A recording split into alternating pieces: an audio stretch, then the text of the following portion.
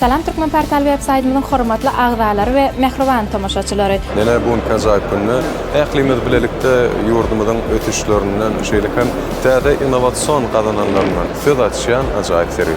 Bugun ýurdumyzda Türkmentel 2024 sergisi geçirilýär. Bizim Türkmen portal web-saytymyzyň agza bir dörejilik tapary bolup bu sergiä gatnaşmagyna geldik. Onda hem mehribanlar şu ajaýyp pursatda ählimiz taýyn bolsa sergiä tomoşa başlary.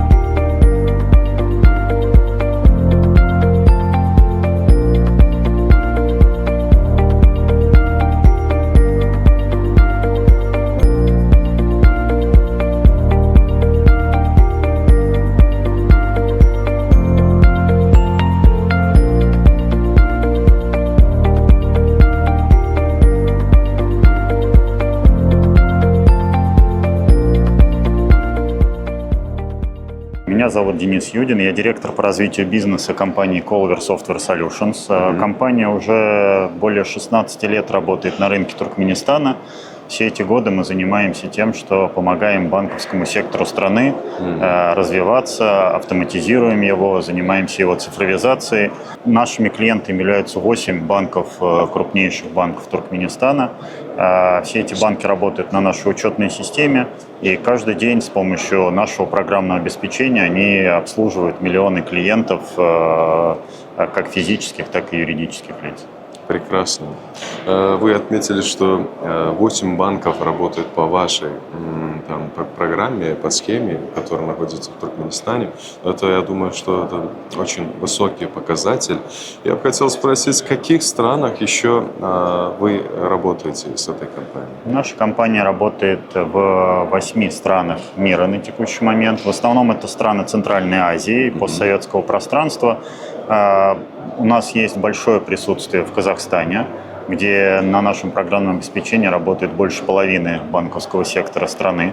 Мы работаем в Узбекистане, мы работаем в Кыргызстане, Таджикистане, Грузии, Азербайджане. Во всех этих странах с одним и тем же продуктом мы работаем. Это автоматизированная банковская система, которая позволяет все операции, которые проходят в банке, правильно учитывать, правильно осуществлять, правильно сдавать регуляторную отчетность для национальных банков страны. Ну и в целом, с точки зрения того, что банки предоставляют своим клиентам, в основе этого находится наше программное обеспечение. И у нас, наверное, у всех там зрителей есть такой вопрос сейчас. Можно ли вообще представить банк без автоматизационной системы? И будет ли оно работать без этого? Ну, в современном мире нет. Я думаю, что я, конечно, такого исследования не проводил. Может быть, где-то в каких-то странах совсем далеких от нас остались банки, которые работают без автоматизации. Но с учетом того объема данных, которые сейчас есть в банках, с учетом тех требований к безопасности всех транзакций, которые есть у банков, с точки зрения того, как требует регулятор сдавать отчетность, иногда это что-то должно быть в онлайне для того, чтобы Национальный банк видел все операции в любую секунду. Я думаю, что это без автоматизации невозможно. У меня нет ни одного на слуху банка, который бы работал как-то по старинке. Но и надо сказать, что банки Туркменистана тоже активно развиваются, начиная с, наверное, 2000-го, даже с 2000 года, когда они начали переходить на программное обеспечение от нашей компании. Вот это стало таким основным шагом к тому, чтобы банки Туркменистана тоже присоединились к мировому сообществу банков и стали с ними на один уровень с точки зрения цифровизации и автоматизации. Как ваша компания представляет в дальнейшем сотрудничество с Туркменистаном и какие новые инновационные выходы или предложения у вас есть сейчас? Да, в сентябре проходил форум «Хай-Тек» в Туркменистане. Вчера мы проводили свою вторую собственную конференцию для банков, которые являются нашими клиентами в Туркменистане. И там мы обсуждали программу из 7 пунктов по дальнейшему развитию и цифровизации не только банковской отрасли, а в целом экономики. Я перечислю, наверное, какие-то ключевые моменты, которые будут интересны каждому зрителю. Да. На текущий момент вся конкуренция, вот то, что мы видим, например, в банках Казахстана, она между банками находится в мобильных приложениях, в том цифровом опыте, который клиенты получают, не приходя в банк, а удаленно. Мы предлагаем банковскому сектору обратить внимание на решение для удаленного доступа для клиентов, как физических, так и юридических лиц, для того, чтобы любой перевод, перевыпуск карты, блокировка карты, плату каких-то услуг, размещение депозита, получение кредита можно было делать, не выходя из дома, а в любом месте, где есть интернет. А во-вторых, мы хотели сказать о том, что очень важным для нас является формирование сообщества IT-специалистов в Туркменистане. Мы сейчас собираем, во-первых, тех сотрудников банков, которые умеют работать на нашем программном обеспечении, для того, чтобы объединить их и обучить, развивать постоянно, для того, чтобы они могли самостоятельно делать какие-то продукты на базе нашей платформы или на базе каких-то других решений для каждого домохозяйства. Мы считаем очень важным интеграцию почты Туркменистана в банковское сообщество, потому что почта является очень важным социальным институтом. Почта есть в каждой отдаленной точке страны, и туда, куда не дотягивается банк, потому что ему невыгодно открывать там отделение, там точно есть почта. И если почта автоматизирована, если почта интегрирована в банковское сообщество и в экономику, это всегда очень сильно помогает развиваться и получать доступ к услугам банков в любой точке страны. Кроме того, мы считаем очень важным развитие электронного правительства в Туркменистане. Мы не являемся компанией, которая является поставщиком полноценных решений для электронного правительства, но у нас есть несколько предложений для той части правительства электронного, с которым постоянно взаимодействуют банки. Например, это налоговая, например, это какие-то реестры юридических лиц, потому что клиенты банков приходят в банк, хотят открыть счет, их отправляют за справками. Мы считаем, что все это может быть частью электронного процесса, автоматизированного, и мы в этом готовы очень сильно помогать. Ну и, конечно, мы сегодня здесь и вчера, и в сентябре представляем технологию QR Pay, которая, на наш взгляд, является будущим для платежных систем Туркменистана. Она позволяет в любой точке страны, где есть интернет, осуществлять оплату с помощью мобильного телефона. Все очень просто. Оплачивать может физическими лицами, эти оплаты могут быть, так и между юридическими. Где-то на базаре, в магазине, в такси, перевести товарищу деньги. Все можно сделать очень просто, удаленно, с помощью этой технологии. Она у нас разработана, и мы сейчас ищем партнеров в Туркменистане в лице Центрального банка или в лице банков второго уровня, для того, чтобы эту технологию уже развернуть и дать доступ к ней каждому гражданину и каждой компании. Совершить покупку с помощью оплаты по QR-коду очень просто. Мы покажем на 2 устройствах, как это выглядит со стороны продавца. Со стороны продавца это выбор товаров, которые необходимо продать, и формирование кода на оплату. Любой покупатель со своего приложения, банковского приложения, в котором реализована функция «Оплатить по QR-коду», просто считывает этот код и нажимает на кнопку «Подтвердить». После чего средства с счета или кошелька покупателя списываются и зачисляются на счет продавца. И можно напечатать чек. Прекрасно. Очень просто. Вот таким образом мы уже сможем полноценно делать оплату, да? Да, Полноценно совершенно можем верно. продать такие вещи. Просто Для и этого- очень доступно, поскольку смартфоны есть у каждого. Да. Для этого тогда нужно будет, когда эта система уже внедрится в Туркменистан, нужно будет установить отдельное приложение и установить именно, или получить именно какую-то карту из банка, или просто установить приложение, с этим закончится. Обычно эта функция, это просто функция, которая интегрируется в банковское приложение любого банка. Тогда ваша команда и ваша компания просто интегрирует эти услуги в каком-нибудь банке в Туркменистане, а потом через это приложение банка Туркменистана мы можем установить и оплатить везде, где хотим. Совершенно верно. Спасибо вам огромное, что вы объяснили, и желаем вам всего самого хорошего. Спасибо.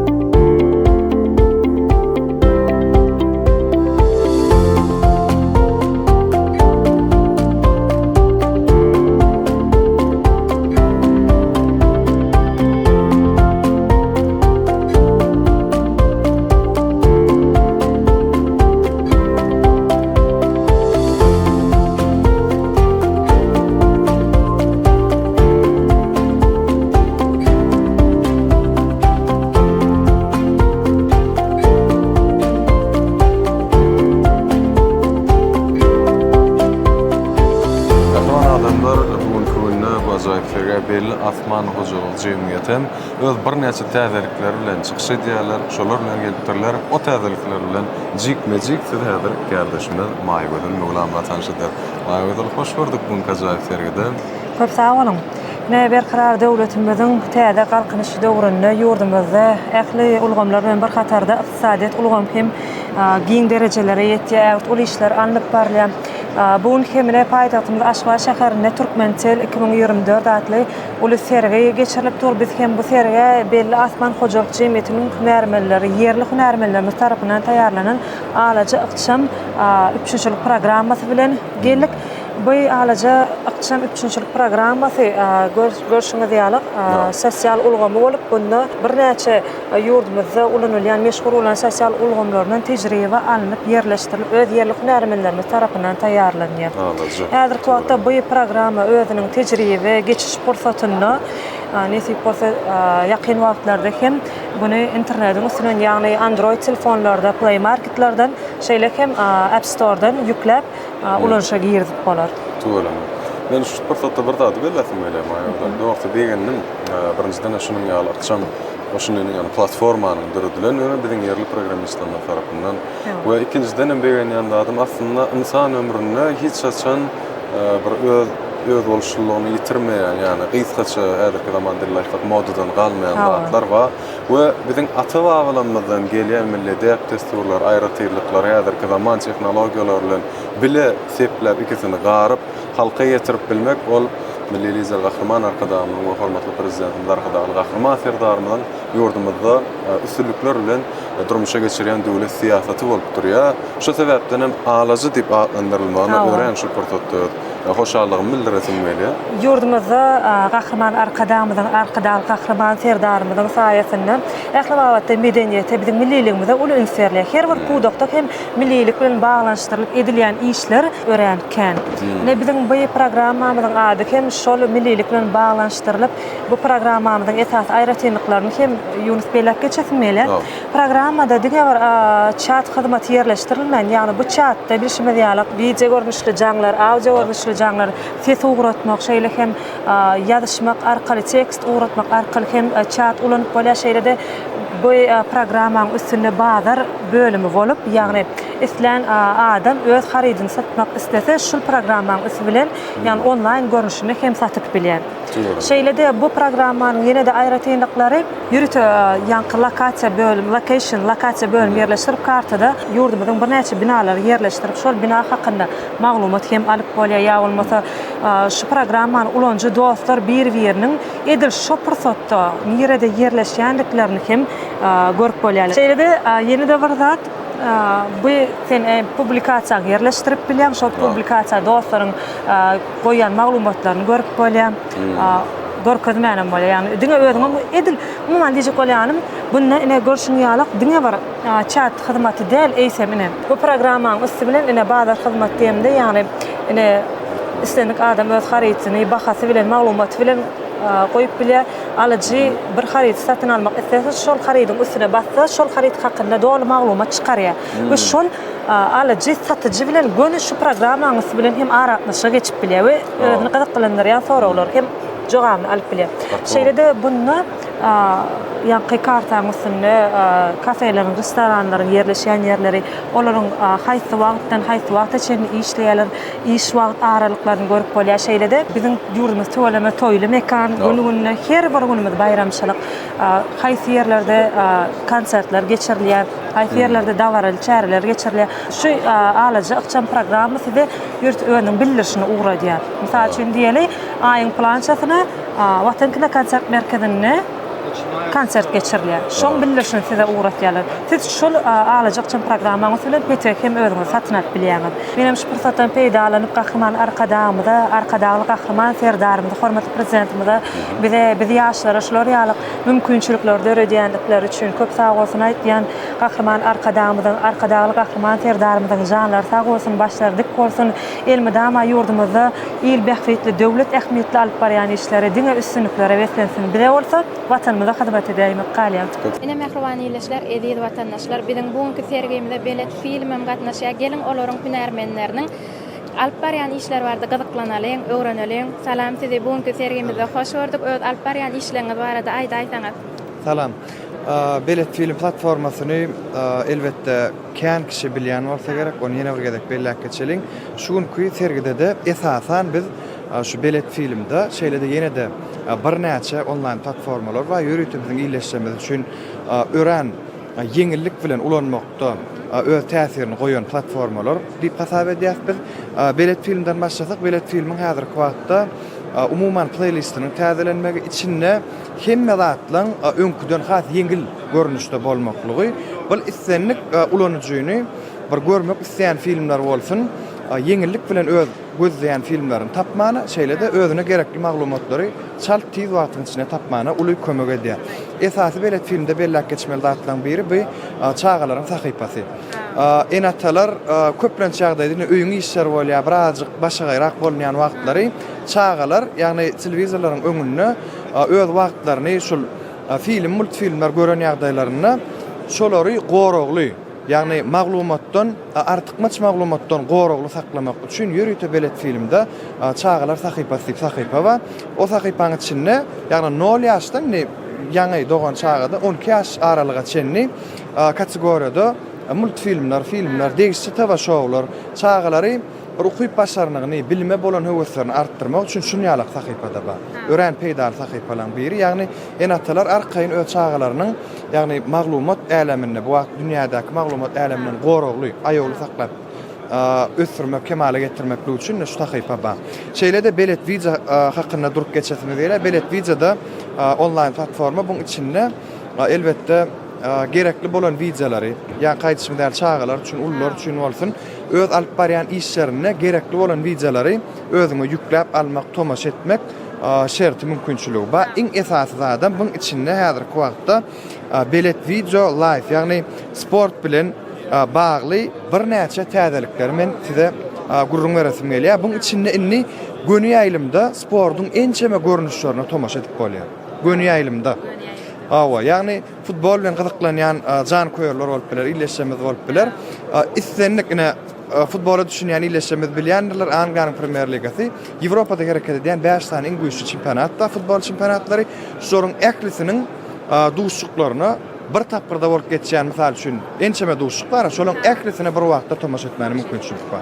Hawa bundan daşgarym spordyň ençeme görnüşleri bilen gyzyklanýan iýleşmemiz üçin bir näçe teleýaýlymlar bar. Gönü ýaýlymda tomaşa etmeklik üçin, şoň üçin ne belet wideoda täzelikleri öz iýleşmemizi täzelikler bilen begendirmegine dowam edýär. Şeýle-de Start Messenger hakyna durup geçelim. Start Messenger bu maglumat paýlaşmak üçin gerekli bolan häzirki wagtda bir ören ýörgünlük ulanyjy kän messengerlaryň biri hasaplanýar. Ýagny onlaýn ýagdaýda tölek etmeklik üçin içinde Start Messenger'ın özüne mümkinçilik şertler bar. Ýagny bularyň äklisi bir özüne şu ulanyjylara biziň iýleşmemizde iň bir peýdaly, iň bir kıyınlık bilen yerine getirmek için äkli ýeňillikler, şertler dörediler.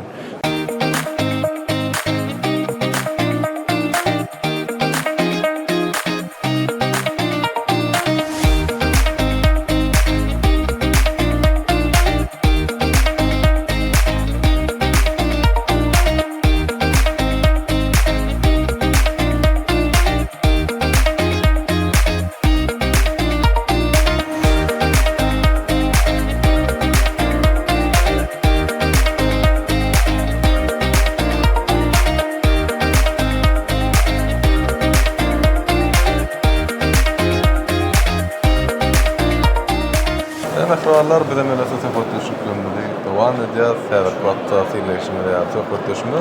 Biziň bir hyzmatdaş bolup ençeme wagtyň dowamyna işleşip gelýän we o hyzmatlaryny halkyň giň köpçüligine ködürleýän ajaýyp kärhananyň ýani Aşgabat şäher telefon ulgamy ýaparyşy paýdarlar jemgyýetiniň hünärmeni Halif döwlet. Döwlet elbetde hoş gördük bugun gününe.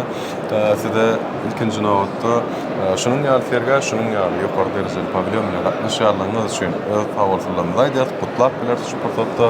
Indi bilýär elbetde aştu gytgaçydan halka köpçülikliğin bir hyzmatlaryny edilýär, ýani Wi-Fi hyzmaty, telefon ulgamy hyzmaty we dürli görnüşdäki şu hyzmatlar elýär wagtda. Indi näme teklipler mundan beýlek bar? Häzirki wagtda şeýle edilen işler dogrusynda aýtyp berer.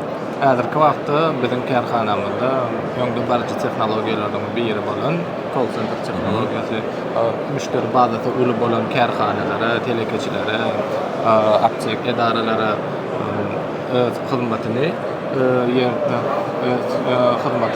berýär. Meselem bir näçe belgi bolman. Dogry aýdam, meselem bir näçe belgi diýjek bolýanda, ýani diňe bir aýdal 06 55 mi 06 56 mi ýani dermanhanalar bolan ýagdaýynda her ýer nomerler ilgiler belgiler goýman belli bir ýerine jaň edýär. We şu jaňy jemi näçe adama beripdirip bolýar döwlet. Jemi Iň köp 30 adam. 30 adam iş orunlary bar bolsa, operatorlary 30 adamda şu näçe jaňlar hiç kili zannet bolman. Operatorlary hiç bir müşterini ýitirmeýär şu adamlar. Gatry hyzmat elbetde. Şu hyzmat bilen bilelikde SMS center telekeçi edara kärhanalar, şu aýdyşmada ýaly dermathana, kafeler, ýaly edaralar, telekeçiler täze gelen hareketlary ýa-da üýtgeşmeleri müşteri şu call center'ın üstü bilen hem SMS center üstü bilen ugrady bilýär. SMS center'dan bize gelýär, ýani ulanjylara, müşterilere gelýär. Şol ýanky belgiden, belli nomerden gelýär. Şu taýda da özürem aksiýa dogrusynda ýene bir zat dogrusynda. Täze tarifler. Например, şu SMS ugrady, diýär, call center, SMS center. Call center, kärhanalar, edaralar, telekeçiler. Düşündüm. SMS center nälen? SMS center şu edara kärhanalar öz müşterileriniň bazasyny özü awtomat ugrady. Indi meniň telefon belgime SMS gelmek üçin näme etmeli bolar? Mesela siz dermanhanadan dermanan soňundan düşündüm. Awtomat sizin haridyňyzy ýetdi, ýa-da bizde täze haridyňyz geldi, dat dip. Diýmek hökümet sorutda müşteri bolýar, ondan soň sen müşteri bolandan soň geldi. Düşündüm. Gaçyk we teklipler ondan daşgary biz geljek ýyllarda aşdowda nämeler garaşyp bilersiz? Nesip bolsa indiki şolar ýaly sergilenmede täze ýeni teklipler bilen müşterilerimizi begendirer. Salam, men Türkmen Posta Araknaş kampaniýasynyň esas hünärmeni Nurali Anamradow. Häzirki tehnologiyak döwründe aratnaşyp budagynyň ötüşi döwletiň we jemgyýetiň durmuşynyň ähli ugurlaryny özgertmelerini hereketlendiriji güýji bolup durýar. Ýurdumyzyň ähli ugurlaryny öňde barjy ilmi tehnik çözgütlerini innovasiýalarynyň giňden ornaşdyrylmagy durnukly ösüşiň möhüm meseleleriniň netijeli çözülmeginiň adamlaryň ýaşaýyş durmuş derejesiniň ýokarlanmagynyň esas şerti bolup durýar. Edi diýarymyzyň täze taryhy döwründe garaşsyz hemişelik bir-tarap Türkmenistan sany tehnologiýalar ulgamyny ösdürmegiň döwlet siýasatynyň esas ugurlarynyň biri hökmünde kesgitlemek bilen hemme taraplaryň özgertmeler ýolyna anamly öňe barýar. Türkmen aratnaşyk agentligi bäsleşige ukyply sanlyk sadyety ösdürmek, ilmiň, tehnologiýanyň we önümçiligiň özara gatnaşygyny hassa kämilleşdirmek meselelerine aýratyn ähmiýet berýär. Mehruallar bugünkü günde bir neçe dostluk gobarlyk ýurtdan gelen mehmanlar, şahsy kompaniýalar öz tekliflerini çykyş edýärler. Госпожа Анна Накашидзе, мы очень рады вас здесь, в Туркменистане, приветствовать. Добрый день. Большое спасибо за приветствие. Мы участвуем в Туркментеле первый раз и представляем компанию Азертелеком. Азертелеком – ведущий магистральный провайдер в Азербайджане. Да. Мы предоставляем интернет в страну и сотрудничаем с компаниями в регионе и по всему миру для того, чтобы предоставить качественный интернет в регион и в Азербайджан. Насчет сотрудничества мы сотрудничаем с Туркментелекомом, и у нас есть совместный проект строительства кабеля транскаспийского между Туркменистаном и Азербайджаном. Этот проект, мы надеемся, развить цифровую инфраструктуру в регионе и поможет разным цифровым услугам и трансформациям в странах региона. Господин Чолон, мы очень рады вас приветствовать в Туркменистане. Вы сегодняшний день представляете огромную компанию Huawei, которая участвует в этой выставке. Расскажите, пожалуйста, о вашей компании и о новых перспективах и о новых сотрудничествах между Туркменистаном. Хорошо. Это наша компания, это Huawei. Мы во всем мире, мы в отрасли телекоммуникаций, мы как это лидер, мы это номер один. Наша компания, мы работаем в Туркменистане уже больше 20 лет. Мы поступили в этот рынок в 2003 году. Сейчас это у нас главный бизнес в Туркменистане, это мобильные связи и fixed network. Это у нас партнер, это Туркмен Арканашик, это наш главный партнер в Туркменистане. Это на сегодняшний день, это в отрасли телекоммуникаций, на мобильные связи, это у нас рыночная доля, это 61%. Это у нас главное оборудование, это станции, это антенна, ну и так далее. У нас fixed network, у нас рыночная доля на сегодняшний день, это в Туркменистане примерно 50%. Там это GPON, fixed network, это то есть домашний это Wi-Fi. У нас перспективу сейчас мы уже начнем переговорить с нашим партнером насчет 5G. Да, я думаю, что я очень надеюсь, что в недалеком будущем, мы уже хотим внедрение это 5G и технологии в Туркменистане. Еще это мы хотим, что это еще поговорить с нашим партнером насчет проекта технологии дата-центра. Так далее. Прекрасно. И мы желаем вам всего самого наилучшего в будущем. И искренне желаем, искренне ждем вот именно начала работы 5G и даже еще выше. Спасибо огромное. Спасибо большое. Господин. Спасибо. Спасибо.